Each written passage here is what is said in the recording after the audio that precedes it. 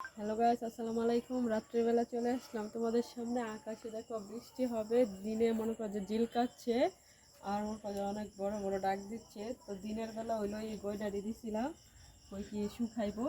তো গইটা কিন্তু দেই না বৃষ্টির কারণে, বৃষ্টিতে যদি ভিজা জায়গা রোদ না উঠলে কিন্তু শুকাইতো না। তো যাই হোক, আজকে রোদ উঠার পরে কালকে রোদ উঠছিল, এই কারণে দিছিলাম। দেওয়ার পরে এখন দেখি দুপুরে দিছি, সন্ধ্যাবেলায় মনে করো যে এখন দিনে বীজ যাইতেছে আর বৃষ্টি আইব ভাব। আর বৃষ্টির ফুটাও মনে করো এক দুটা পড়তেছে। তো এখন এটি রাত্রেবেলা ঘরের ভিতরে না থাকতেছি, আর যদি বৃষ্টি না আসতো তাহলে তো মনে করো যদি আর ঘরের ভিতরে নিয়ে কোন লাগলো, নাহলে এই যে দেখো দুইটা দুইটা করে চারটে করে নিয়ে এই যে রাখতেছি ঘরের ভিতরে। এই যে অবস্থা, এই হলো মনে করো যে গ্রামের বাড়ির মানুষদের বউদের অবস্থা। আর এই গইটা দিয়া রান্না করতে খুবই ভালো লাগে,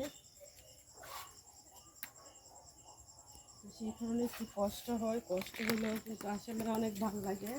আর রান্না করার সময় কিন্তু একদম গ্যাসের মতো অল্প অল্প জাল জলে দিয়ে। আর এই যে গইটাগুলি দেখতেছ, এই গইটাগুলি কিন্তু জলে খুব ভালো। রৌদ্রে দিয়ে শুকানোর পর যখন মানে একদম মশমশা হয়, মশমশা হইলে কিন্তু অনেক ভালো জলে, অনেক সুন্দর মানে জালও জলে। আর এই দিয়ে রান্না করতেও খুব ভালো লাগে। তো সেই ক্ষেত্রে দিছিলাম আজকে, যেহেতু আজকে রোদ উঠছিল। তো এখন দেখি দিনে ভিজলাইতেছে, তো রাত্রে যদি বৃষ্টি আসে তাহলে কিন্তু বীজটা একবার গইলা যাইব গা।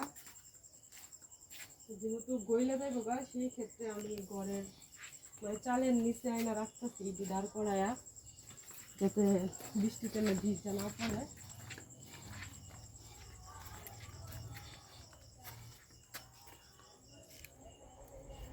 অনেকটাই কিন্তু টান ধরে গেছে।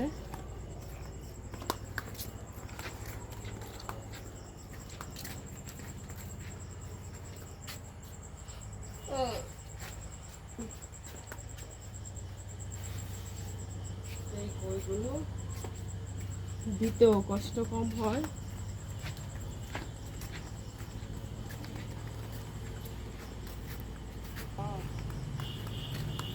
তাহলে তো কথা কি হওয়া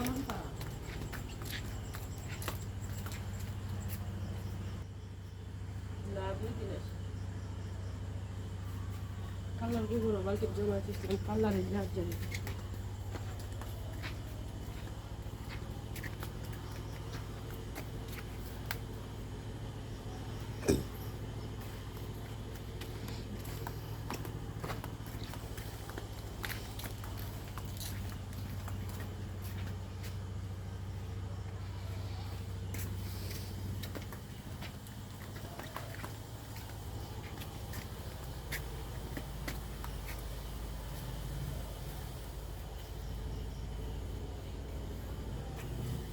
তো আমার গইটা গুলি মনে করো যে নেওয়া শেষ।